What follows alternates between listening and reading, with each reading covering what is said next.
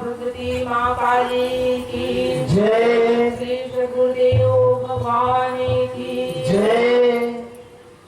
माँ काली गुरु देवी को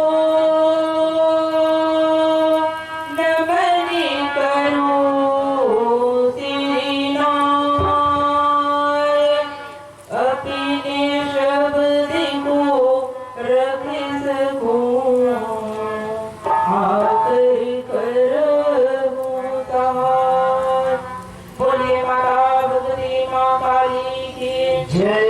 श्री सद्गुरुदेव भगवान की जय।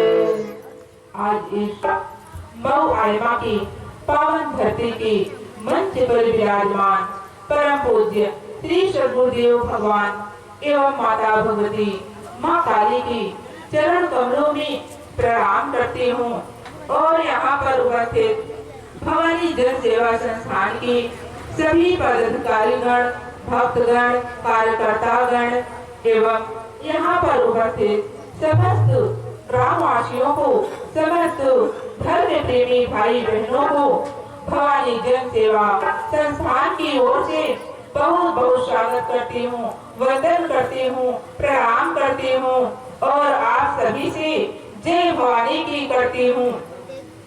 धर्म प्रेमी बंधुओं, आज मैं आप सभी के बीच में अति महत्वपूर्ण विषय पर चर्चा करना चाहूंगी। आज का अति महत्वपूर्ण विषय है जन्म क्या है, मृत्यु क्या है और जीवन क्या है।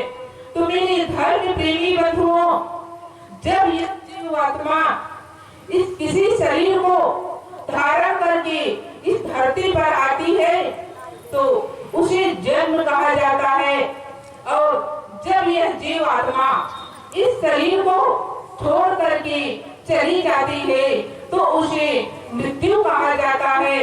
लेकिन जो इसके बीच का समय होता है, जन्म और मृत्यु के बीच का जो समय होता है उसे जीवन कहा जाता है। धर्म प्रेमी बंधुओं, कोई जरूरी नहीं कि हम 70 साल 80 साल इस जीवन को जी करके फिर इस शरीर को छोड़ करके जाएं। जीवन तो वास्तव में वो कहलाता है जो हम सद्मार्ग पर चलकर, धर्म के मार्ग पर चलकर सद्गुरु के शरण को ग्रहण करके भक्ति करते हुए इस जीवन का सफर करते हैं, वही वास्तव में जीवन कहलाता है। लेकिन मेरे भाई बहन, यदि मानव का तन पा करके, मानव का जीवन पा करके व्यक्ति नशे मांस में लिप्त होकर अपने धर्म, अपने कर्म को छोड़कर सिर्फ पेट के चक्कर में जीवन व्यतीत करता है तो ऐसा तो पशु भी करते हैं। शास्त्रों का मत है, महापुरुषों का कथन है कि जब हम आध्यात्मिकता के साथ जीवन जीते हैं, भगवत भजन करते हुए जीवन जीते हैं तो भले ही हम 20 साल जिए, 25 साल जिए, वही वास्तव में जीवन कहलाता है। धर्म प्रेमी बंधुओं, यदि परमात्मा ने कृपा करके हमें मानव का तन दिया है, मानव का जीवन दिया है तो हम सभी का दायित्व बनता है, हम सभी का कर्तव्य बनता है कि परमात्मा के बनाए हुए नियमों का पालन करते हुए अपने जीवन को पूर्ण करके अपने लक्ष्य को प्राप्त कर लें। तो मेरे भाई बहन, मानव का लक्ष्य क्या होता है? यह मानव का जीवन हमें क्यों मिला? जरा आप सब इस जिंदगी की भाग दौड़ में रुक कर विचार करें, अनुभव करें, एहसास करें कि परमात्मा ने हमें इस धरती पर क्यों भेजा है।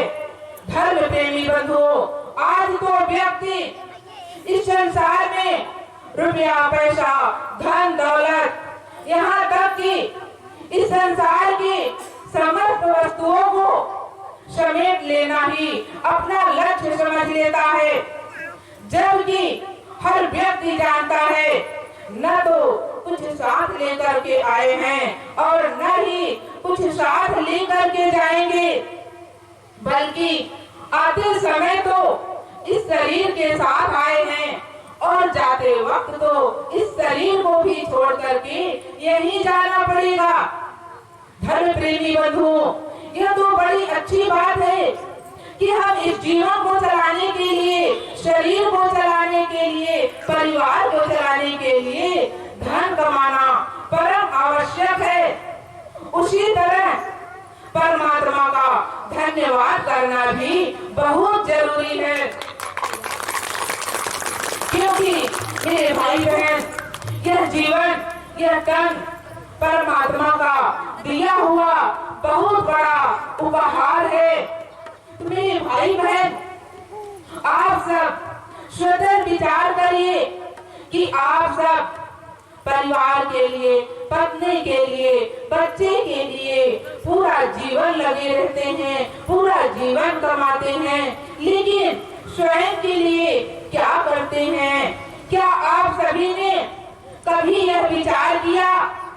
मेरे धर्म प्रेमी बंधुओं, इसलिए हमारे परम पूज्य गुरुदेव जी कहते हैं कि सुबह शाम 10 मिनट का समय, 20 मिनट का समय स्वयं को लिए निकालें और भक्ति करें, भगवत भजन करें, स्वयं को जाने, स्वयं को पहचाने कि मैं कौन हूँ, यह आत्मा किसका अंश है, यह आई कहाँ से है और इसे जाना कहाँ है।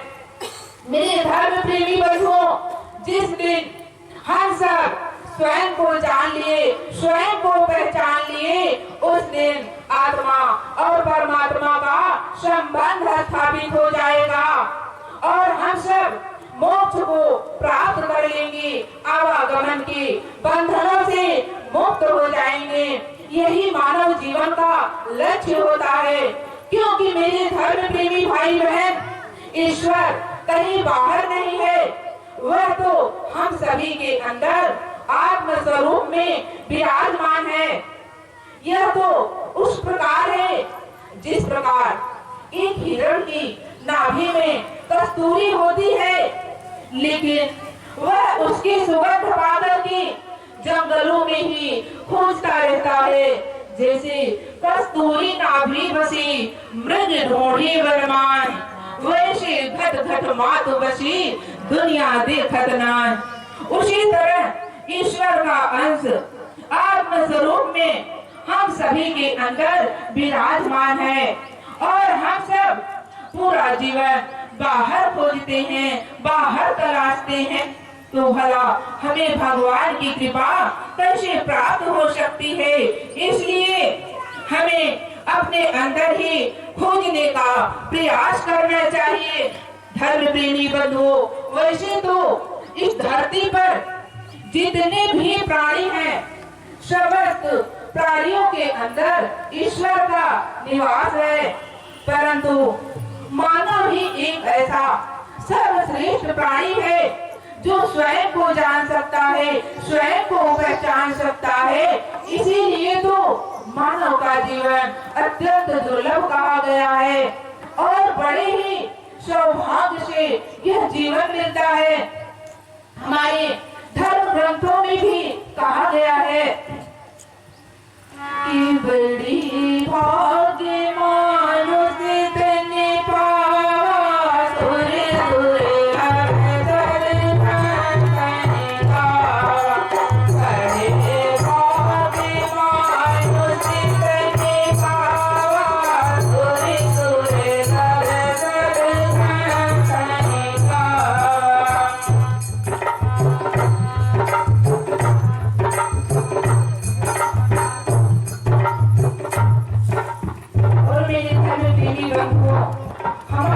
गोस्वामी तुलसीदास जी ने लिखा है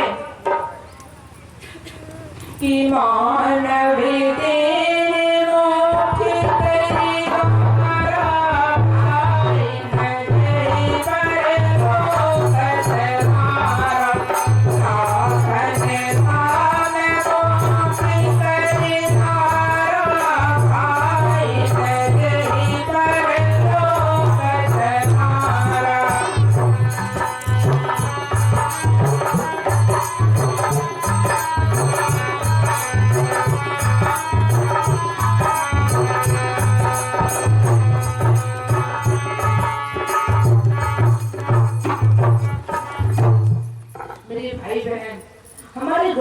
तुलसीदास जी कहते हैं कि यह मानव का शरीर परमात्मा को प्राप्त करने के लिए एक साधन है।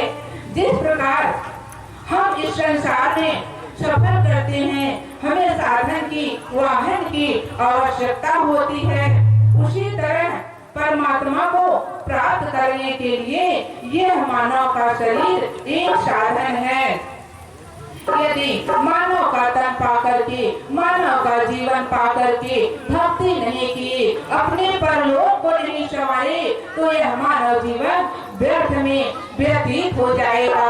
इसलिए मैं आज इस मऊ आयमा की पावन धरती पर खड़ी होकर के यही निवेदन करती हूँ आप समस्त धर्म प्रेमी बंधुओं से, समस्त ग्रामवासियों से कि समय का सदुपयोग करें, भक्ति करें, भगवत भजन करें, जिससे आप सभी का जीवन सार्थक हो जाए, सफल हो जाए। तो अब मैं इन्हीं शब्दों के